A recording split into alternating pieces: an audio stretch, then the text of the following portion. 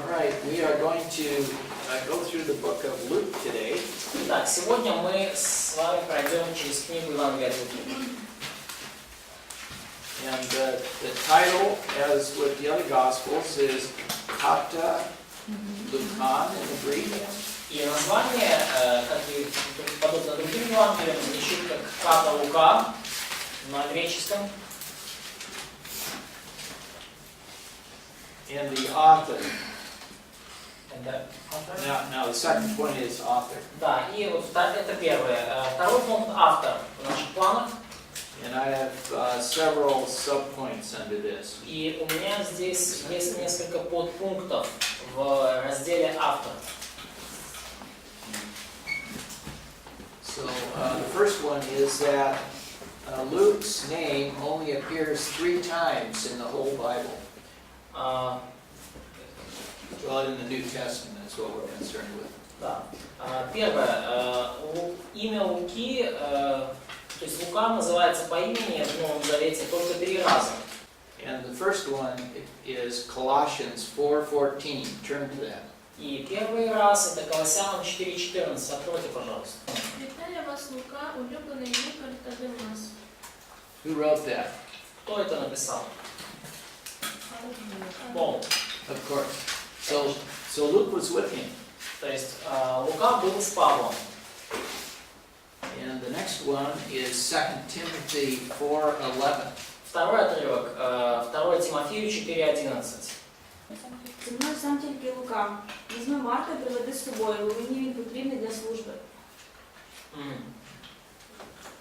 Yeah, that's fine. That's fine. Do you know where Paul was when he wrote this? Где был Павел, знаете ли вы, когда он это писал? По-моєму, In Rome. In prison. Yeah. This is second imprisonment, so it was in a dungeon.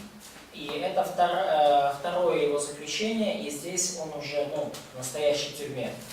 And the last one is Philemon 24. И последнее упоминание это Филимону 24. Филимону 24 стих.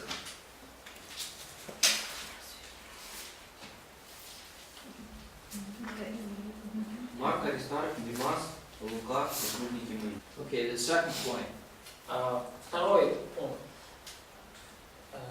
Neither the book of Luke nor the book of Acts names their author.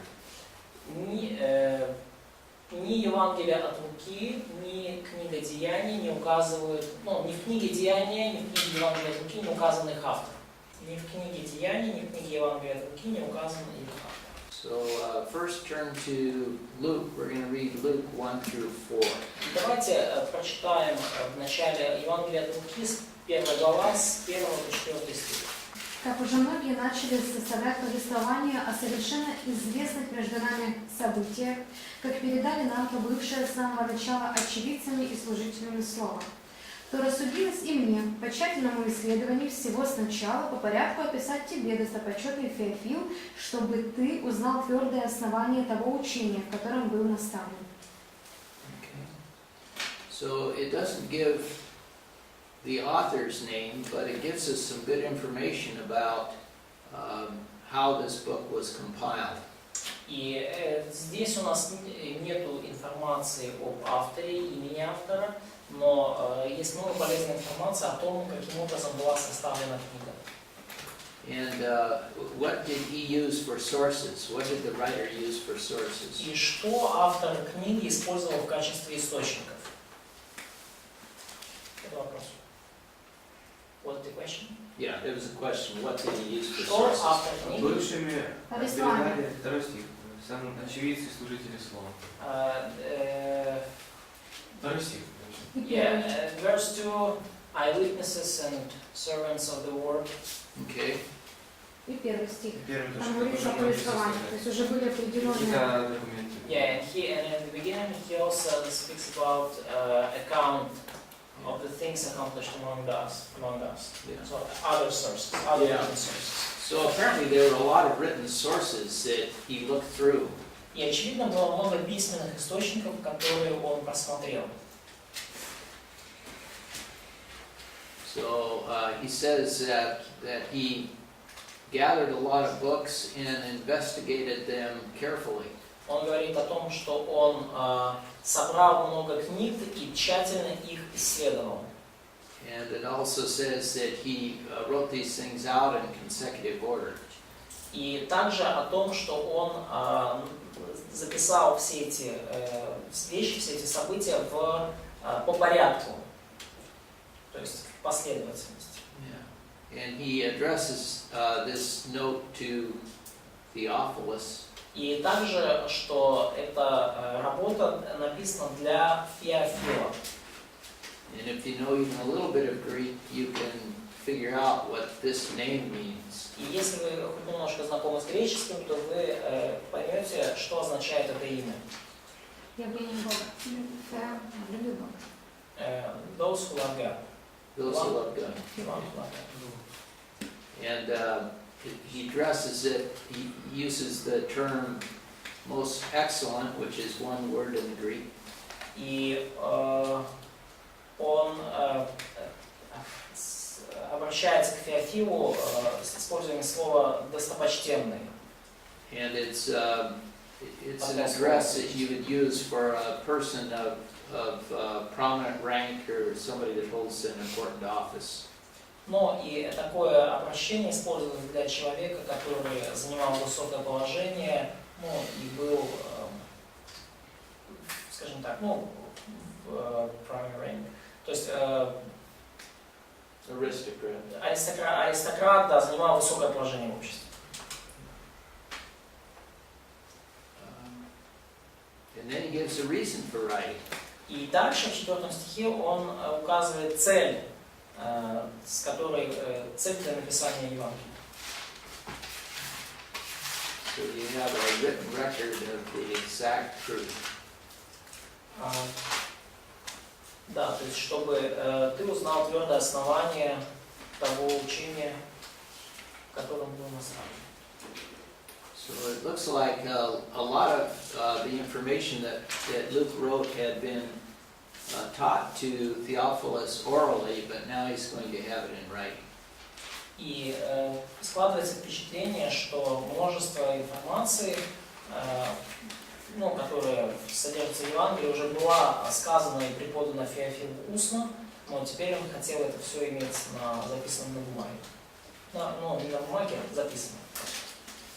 Now let's go to the book of Acts, the first 3 verses of the book of Acts. И давайте сейчас прочитаем первые 3 стиха книги Деяний.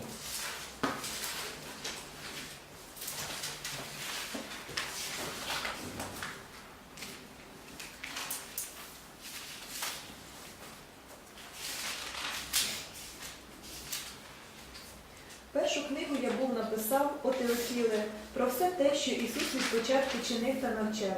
Аж до дня, коли через Духа Святого подав він накази апостолам, що їх вибрав і вознісся. А по муці своїй він ставав перед ними живий із засвідченнями багатьма, і 40 день їм з'являвся та про Божє царство казав. So here the writer of Acts ties this book together with the previous one that he had composed to Theophilus. И здесь автор книги Деяний, он связывает книгу Деяний с предыдущей книгой, которую он написал для Феофила. Okay. Ну, So they form a two-volume set. They go together. И вместе Евангелие от Луки и Деяния формировали двухтомник, который, ну, шел как единое целое. All right. The fourth point. 4 пункт. The similar style and language in the 2 books suggests the same author. Тот факт, что стиль и язык в 2 книгах очень похожи, подсказывает нам, что автор один и тот же. Факт, что язык и стиль в 2 книгах похожи, подсказывает нам, что у них один и тот же автор. 2.5. Пункт 2.5. The author often uses we, the pronoun we, in Acts suggesting that the author was a close traveling companion of Paul. Автор часто использует местоимение «мы» в книге «Деяний», подразумевая, что автор был путешествовал вместе с апостолом Павлом. And we can see this in several places in the book of Acts. И мы можем это видеть в нескольких местах книги «Деяний». And the first one is in Acts 16. И первый из них это Деяния, 16 глава. In Acts 16, he's describing the missionaries traveling to various places. И в Деяниях 16 главе автор описывает миссионерские путешествия в различные места. Verse 8 says, and passing by Mystia, they came down to Troas. И в 8 стихе он говорит, миновав же Миссию, сошли они в Трааду. And then in verse 9, there's this vision where Paul sees the man from Macedonia. И в 9 стихе описано видение, в котором Павел видит мужа из Македонии. And then in 10, it says, when he had seen the vision, immediately we sought to go into Macedonia. И вот в 10 стихе уже после всего видения тотчас мы положили отправиться в Македонию. And then we see the pronoun we several times after that. И после этого мы несколько раз видим вот это местоимение «мы». So it appears that this is when Luke joins Paul in his travels. И кажется, что это именно тот момент, когда Лука присоединился к Павлу в его путешествии. Look at chapter 20, verse 5. И также давайте посмотрим 20 главу, 5 стих.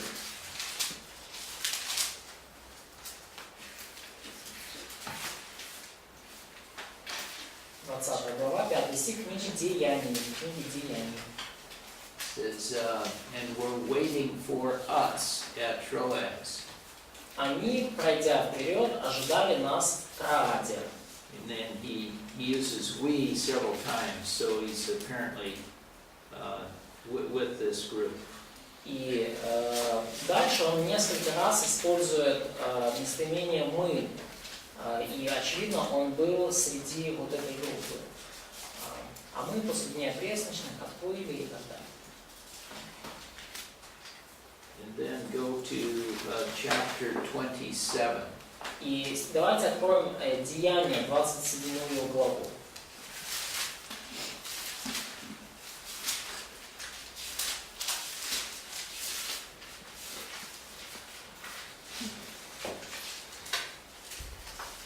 Again, when Paul gets on the ship to sail for Italy, it looks like Luke was with him.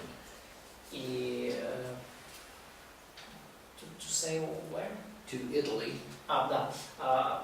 Очевидно, что когда Павел сел на корабль и чтобы плыть в Италию, Лука был вместе с ним. And then when you skip over to 28:16. Перелистните на 28 главу, 16 стих. So Luke was still with Paul when they entered Rome. И Лука все еще с Павлом, когда они пришли в Рим. Когда мы же пришли в Рим, то сотник передал узник. So it's thought that Luke was there with him while he was in that rented house in Rome. И сказано, что Лука был там с ним, был с Павлом, когда тот жил в арендованном доме в Риме. Actually, that's point 2.6. Next point 2.6. И это уже следующий пункт касательно автора, 2.6. Luke was with Paul in his first Roman imprisonment. Лука был с Павлом во время его первого заключения в Риме.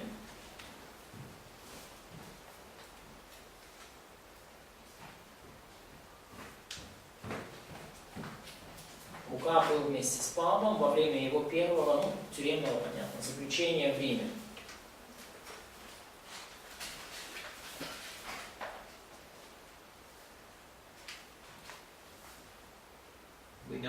from the two places where Paul mentions Luke in Colossians and Philemon. He wrote these two books in his first imprisonment.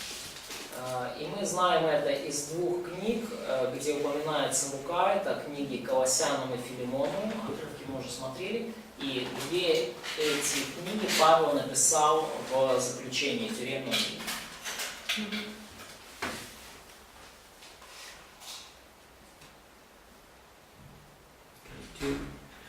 2.7. Пункт 2.7. Luke may have been a Hellenistic Jew or he may have been a Gentile. Лука мог быть эллинизированным евреем или мог быть даже язычником. Does that Hellenistic, someone educated in the Greek culture? То есть эллинизированный еврей – это еврей, который получил образование в греческой культуре.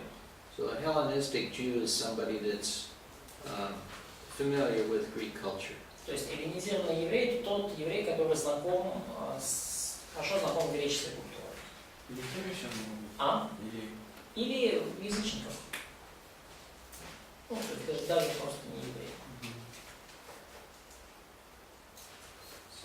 So he was either educated, a Jew educated in the Greek culture, or he was a Gentile. То есть он был либо иудеем, который получил образование в греческой культуре, либо он был язычником, не еврей. If he was a Gentile, he was the only Gentile that wrote New Testament scripture.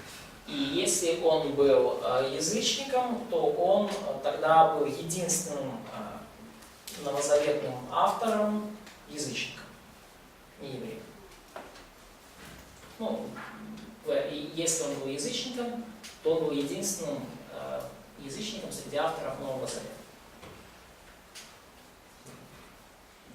I heard a seminary professor one time arguing strongly that Luke could not be a Gentile because only Jews wrote scripture. Я слышал одного профессора в семинаре, который очень сильно спорил на тему того, что Лука не был язычником, потому что только евреи могли быть авторами Писания. 2.8. 2.8. In Colossians 4, 10 through, let's turn to Colossians 4, 10 through 14. Just write down Colossians 4, 10 Откройте, through пожалуйста, 14. Колоссянам 4 глава, 10-14 стих. Приветствует вас Аристарх, заключенный вместе со мною, и Марк, племянник Варнавы, о котором вы получили приказание: если придет к вам, примите его. Также Иисус, прозываемый Иустом, оба из обрезанных.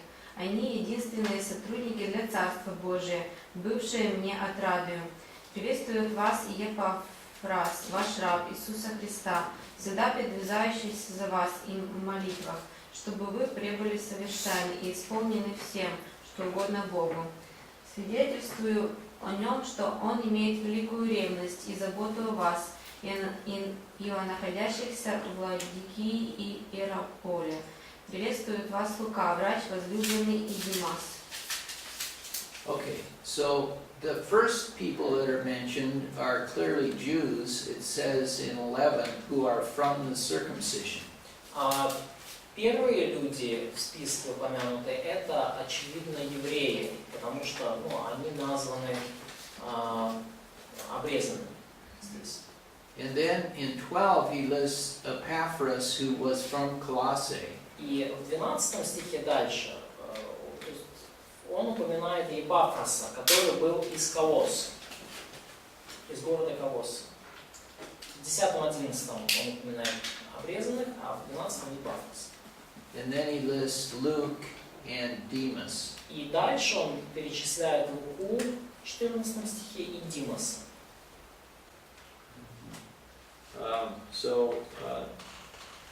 The point of this is that Paul lists these three companions who are from the circumcision, and then he lists 2 Gentiles that may have indicated that Luke was one of the Gentiles, but we don't know for sure. Ну, то есть идея в чем, что Павел перечисляет 3 своих компаньонов, о которых он прямо говорит, что они евреи, обрезанные, и потом он перечисляет язычников, и исходя из этого мы можем предполагать, что Лука, возможно, был язычником. Вот. Но это, скажем так, это предположение.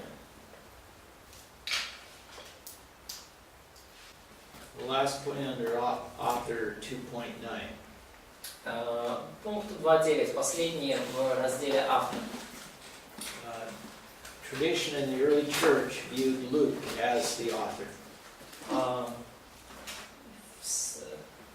Лука в традиции ранней церкви рассматривался именно как автор этого Евангелия. В традиции ранней церкви Лука считался автором этого Евангелия.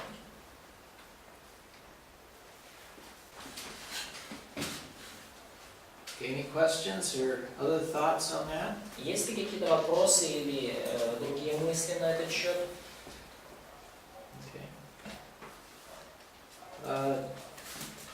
Point 3, recipients.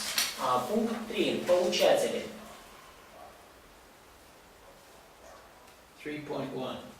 Пункт 3.1. Подпункт 3.1. One recipient was certainly Theophilus. Одним из получателей, очевидно, был Феофил.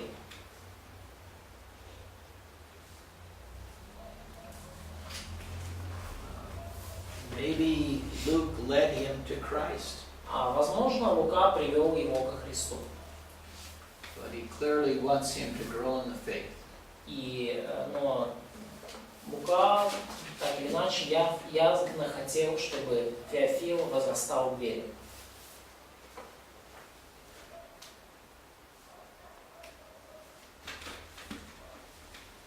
Okay, 3.2. Пункт 3.2.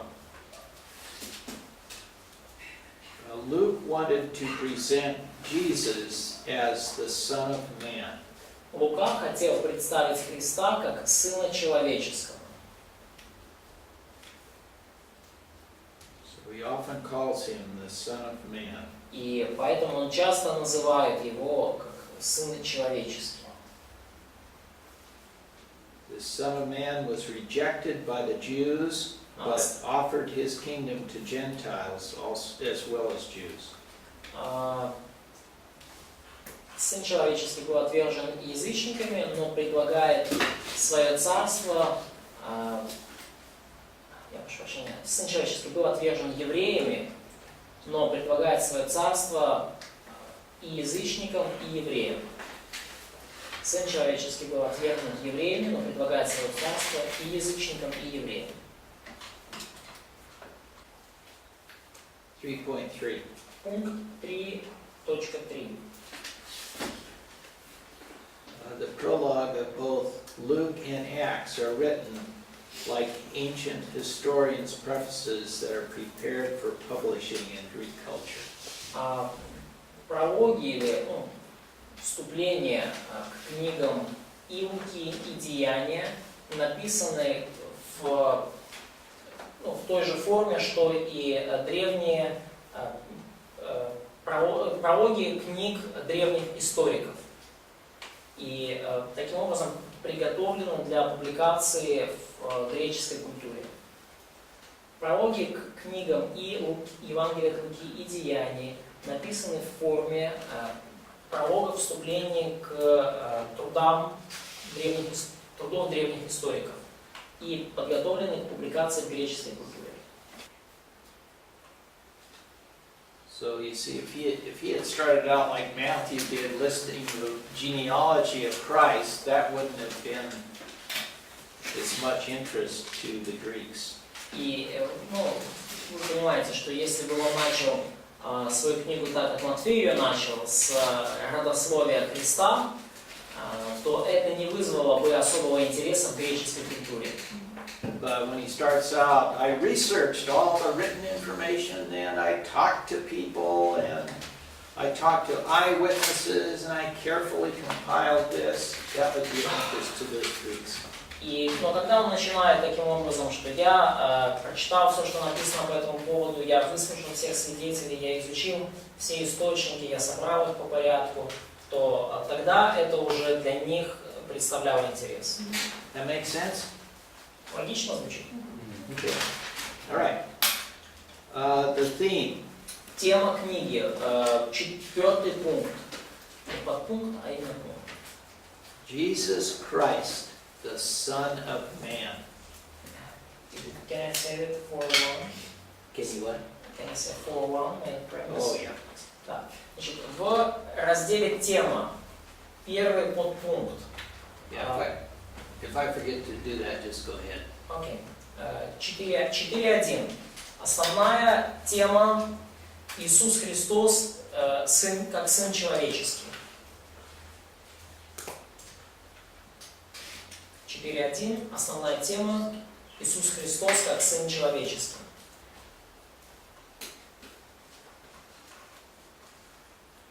Should I mention the word? Yeah. And turn to Luke 19:10. Откройте, пожалуйста, Луки, 19 глава, 10 стих. So write Luke 19:10 down, and then we'll read it. То есть запишите, да, вот там где главная тема Иисус Христос как Сын Человеческий, в скобках запишите Луки 19:10. Луки 19:10 запишите и потом откройте этот стих. Somebody read it. Прочитайте кто-нибудь. Ведь Сын Человеческий пришел, чтобы найти и спасти потерянных. Okay. All right. Next, we're going to go through several themes that are developed by Luke. И далее мы рассмотрим в том же разделе 4.1 некоторые темы, которые Лука развивает.